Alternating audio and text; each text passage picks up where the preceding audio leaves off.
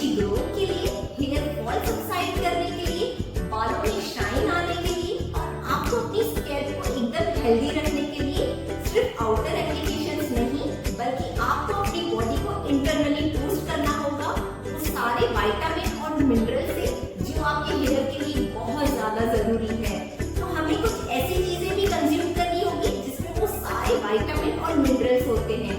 आप सबको पता है करी लीव्स खाने से हेयर ग्रोथ होता है, हेयर फॉल सबसाइड होता है। तो करी लीव्स खाना बहुत इंपॉर्टेंट है, लेकिन आप लोग करी लीव्स खाना नहीं चाहते हैं।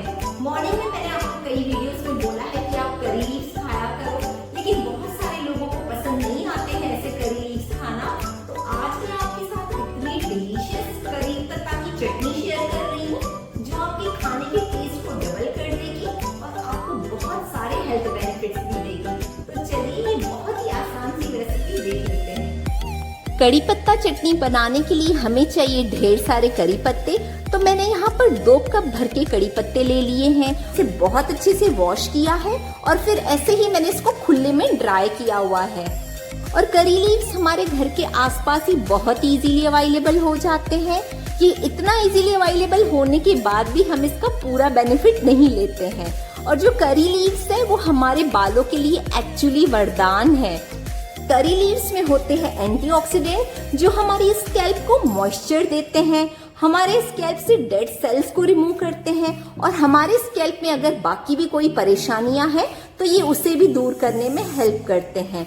नेक्स्ट स्टेप में हमें गैस पर एक पैन रखना है और उसमें हम डालेंगे 1 टेबलस्पून ऑयल का। हमें सिर्फ 1 टेबलस्पून ही ऑयल का डालना है। और अब हम सारे करी पत्ते इसमें डाल देंगे और हमें कड़ी पत्तों को रोस्ट करना है।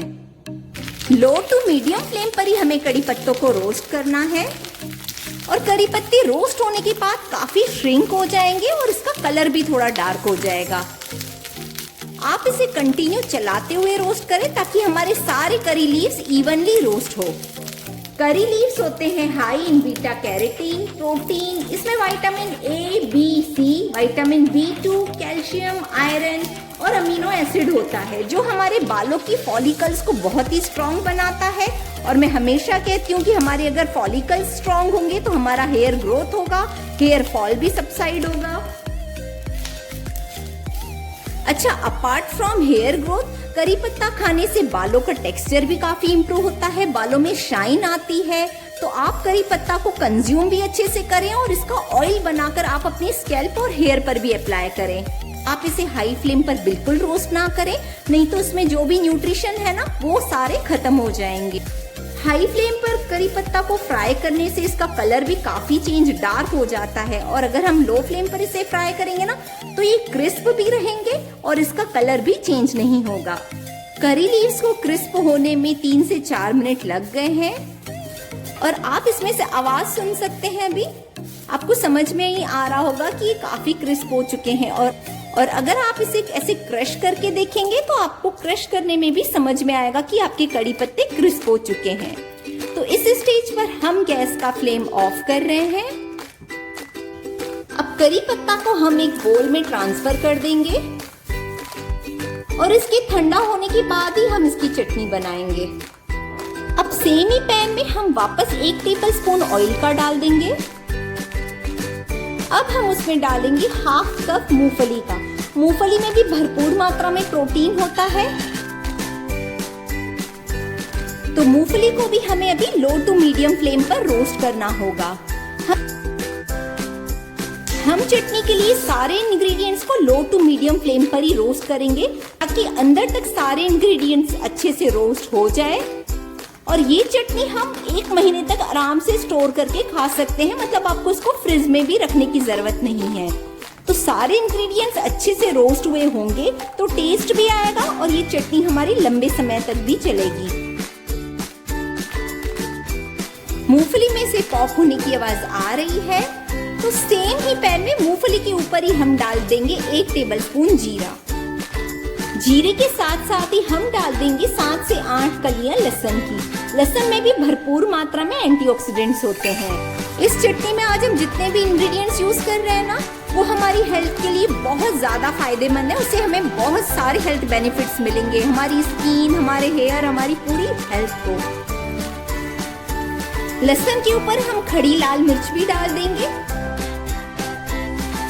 अगर आपके पास खड़ी लाल मिर्च नहीं है तो आप हरी मिर्च भी यूज कर सकते हैं, लेकिन आपको उसे बहुत ही अच्छे से रोस्ट करना होगा। खड़ी लाल मिर्ची से हमारी चटनी में तीखापन आएगा। हमारे सारे इंग्रेडिएंट्स अच्छे से रोस्ट हो चुके हैं। लहसुन का भी कलर हल्का सा चेंज हो गया है। तो अब हम इसमें डालेंगे 1/4 कप तिल। तिल भी high in protein, vitamin B1, iron, magnesium, calcium, copper और जिंक होते हैं। तो तिल को भी हमें हमारी डाइट में जरूर शामिल करना चाहिए। अब सिर्फ लास्ट 1 मिनट के लिए हम तिल को भी रोस्ट कर लेंगे। तिल बहुत ही जल्दी रोस्ट हो जाते हैं, इसीलिए हमने इसे सबसे लास्ट में डाला है। तिल भी पॉप होना स्टार्ट हो गए हैं, तो हमें गैस का फ्लेम अभी ऑफ करना होगा। गैस का फ्लेम ऑफ करने के बाद मैं इसमें डाल रही हूँ 1/4 टेबलस्पून हींग। हींग से चटनी में बहुत बढ़िया खुशबू आती है। और 2 टेबलस्पून डेसिकेटेड कोकोनट। अगर आपके पास डेसिकेटेड कोकोनट अवेलेबल नहीं है तो आप इसे स्किप भी कर सकते हैं। आप डेसिकेटेड कोकोनट की जगह घर में जो सूखा नारियल होता है उसके भी पीसेस करके आप डाल सकते हैं। अब गैस का फ्लेम तो ऑफ है, लेकिन हमारा पैन स्टिल गर्म है, तो हम इसे चलाते रहेंगे ताकि डेसिकेटेड कोकोनट भी थोड़ा रोस्ट हो जाएगा। आप इस चटनी में स्पाइस लेवल अपनी चॉइस के हिसाब से कर सकते हैं। मैंने इसमें आज 5 से 6 सूखी लाल मिर्च डाली है। अगर आपको बहुत स्पाइसी चाहिए तो आप ज्यादा सूखी लाल मिर्च डालें। चटनी के सारे इंग्रेडिएंट्स ठंडे हो चुके हैं, तो हम इसे एक मिक्सर ग्राइंडिंग जार में डाल देते हैं।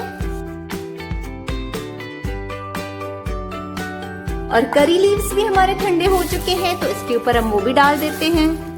आप देख रहे हैं ना करी लीव्स में से कैसी आवाज आ रही है। हमें बिल्कुल ऐसी ही आवाज आने तक इसे रोस्ट करना है।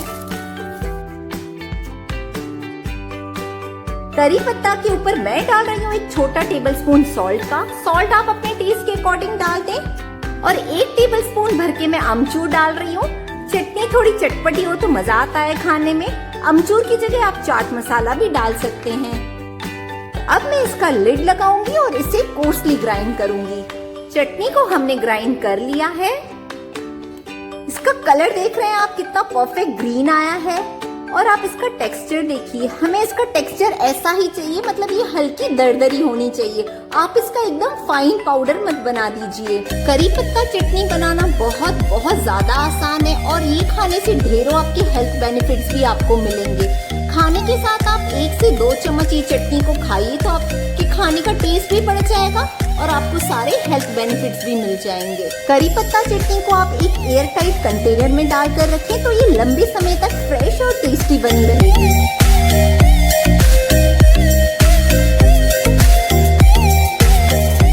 करी पत्ता की इस ड्राई चटनी को आप बाहर रखकर भी खा सकते हैं। इसे फ्रिज में भी रखने की कोई जरूरत नहीं है। इस चटनी को बनाइए, बहुत सारे अपने हेयर बेनिफिट्स, हेल्थ बेनिफिट्स पाइए। और मैंने कुछ दिन पहले आपके साथ एक हेयर ऑयल भी शेयर किया है जो बहुत ही जबरदस्त है, तो आप उसे भी जरूर ट्राई कीजिए। इस चटनी को ट्राई कीजिए, अपनी बहुत सारी फ्रेंड्स के साथ शेयर कीजिए ताकि वो भी इस रेसिपी का बहुत सारा बेनिफिट ले पाए।